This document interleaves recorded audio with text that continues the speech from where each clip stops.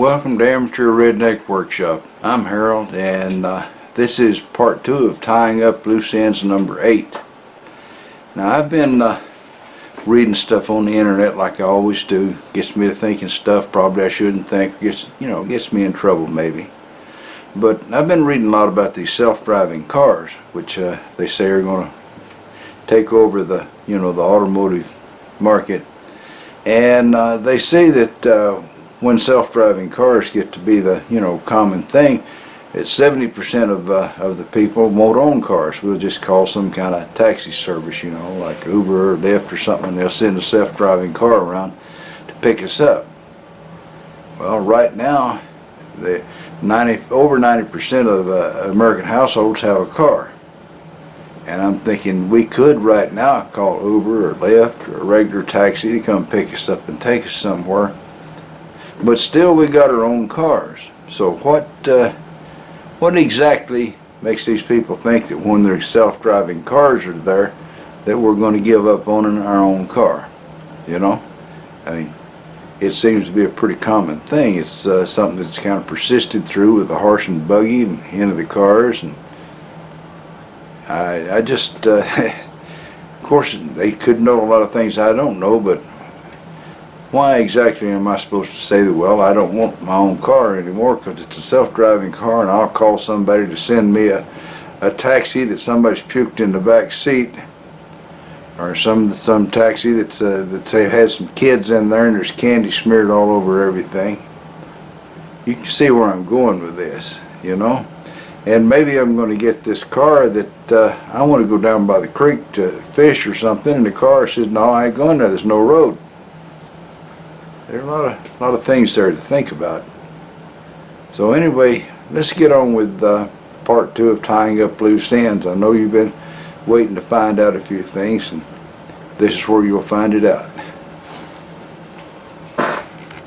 Well, here's the culprit, and we'll have to try and do something. I'm sure everything I do will be wrong, but just out of wishful thinking, let's plug some power into the back end of it and see if all of a sudden, look at that. Look at the power of wishful thinking.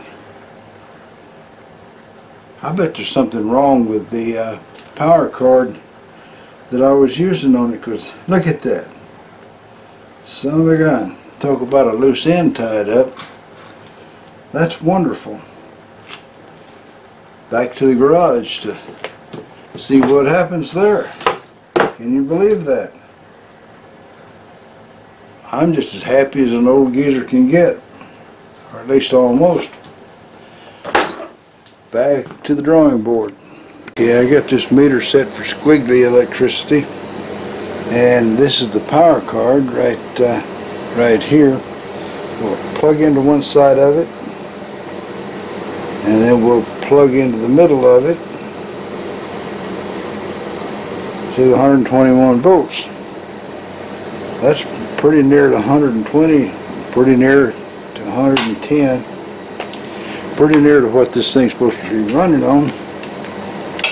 So it turned on in the house when I plugged it in. Let's see if it doesn't turn on right here when I plug it in. I can figure out where I left it. Hold on.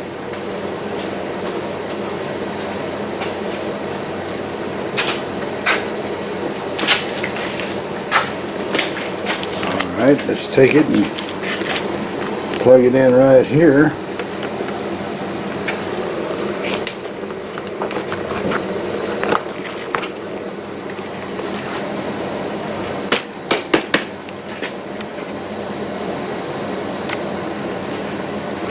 Nothing.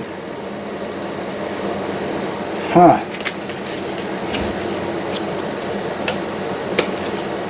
Let me try something else. Let's see. I'll plug it in to another outlet, and we'll see. Hang on. All right, let's plug it into this extension cord from over there. Look at that. So it runs on this extension cord, but it doesn't want to run on my Harbor Freight power strip. I wonder, let's unplug here. This isn't the same power cord that I was using on it. This is another one. We'll plug it in over here on the Harbor Freight power strip and see what we get.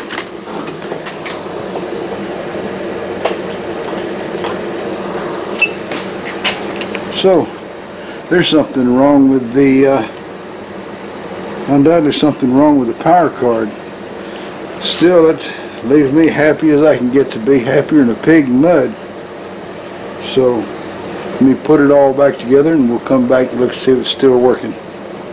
Alright, let's give it a little bit of Z travel, a little X travel, a little Y travel. I got the brake on that one. Look at that. You know, I kind of wish I had sort of played this up and gone through a lot of, you know, complication and rigmarole and stuff, and it would have been a whole lot more impressive than just plugging it in with a different card and it takes off running. I don't know what's wrong with the other card, but something's obviously wrong with it, because even though it shows 120 volts, it doesn't make it work, and this one does. I don't know. I don't know what the, maybe the little connections in there are not tight enough or something. I don't know. But there you go. I guess we'll have to call this a loose end tied up, because it's working.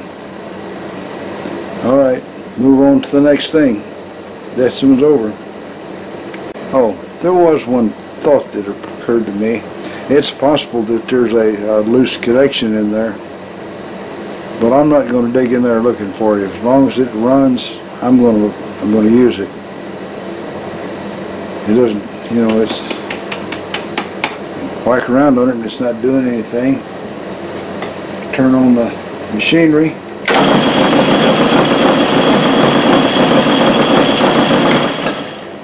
It's not doing anything, so like I said, I'm going with this. This is it. Right, now here's the loose end that's got to be fixed, and I know what I'm going to do to fix it. Twice this guy here swung over here, caught on the torque ring on this Tapmatic, and the way I stopped it was by putting this chain on it here around the column. Well, that's, of course, that's kind of Mickey Mouse there itself, and you can see it could get pulled over enough to come loose from there anyway. It bent right up here several times, including bending the bolt, and so it's come to me that the real sure enough way to fix this so that it'll stay stationary and not cause me any further problems is that I'm going to take this chain, I'm going to drill a hole right here. I can loop a chain around that column, and the chain will go up and down with the tap head, and it'll hold tension on that guy there so it can't come whirling around like a helicopter, and that will make everything lovely. So that's what we're going to do in this little tying up loose ends episode right here. So hang on, let me get this thing off of here and we'll get after it. Alright, so we're going to drill a hole right here in the end of this arm to put a bolt through to tie onto the chain. I think this will be a definite improvement over what I've got.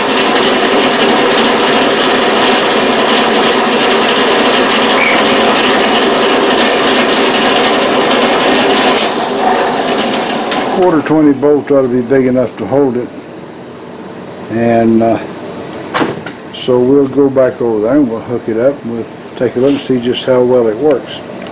Alright, so I put a nice hole in here, ran this chain around the column, and a catch hole. However high I raise or lower this head here, it's still going to be just right. And it's going to fit the column all the way. There is a loose end tied up. That beats the heck out of that soft piece of aluminum that that messed up on me twice there. So let's put this one to bed. This is a loose end tied up. Well, Bubba had been, seeing, hearing about this stuff called hang gliding. So he saved up his money and bought himself a hang glider, climbed up on the side of the mountain there, and run over to the edge, and sure enough, there he went sailing off through the air, just gliding down the side of that mountain. And a little bit, Ma and Pa Hicks is sitting out there in their porch swing, swinging and talking about the good old days. And Ma looks up and says, "Pa, look at the size of that bird." Pa jumps up and looks at it. He says, "Ma, get my shotgun." So she run in and brought him his 12-gauge pump shotgun, and he raised that thing up, bang, bang, bang, bang, and Ma says, "Well, Pa," she said, "I reckon you missed him." Pa says, "Yeah, but I made him let go of Bubba." Well, that's all, folks. Y'all try to subscribe if you're not already a subscriber. Leave a comment if you got something to say. And above all, remember, keep on keeping on. Bye now.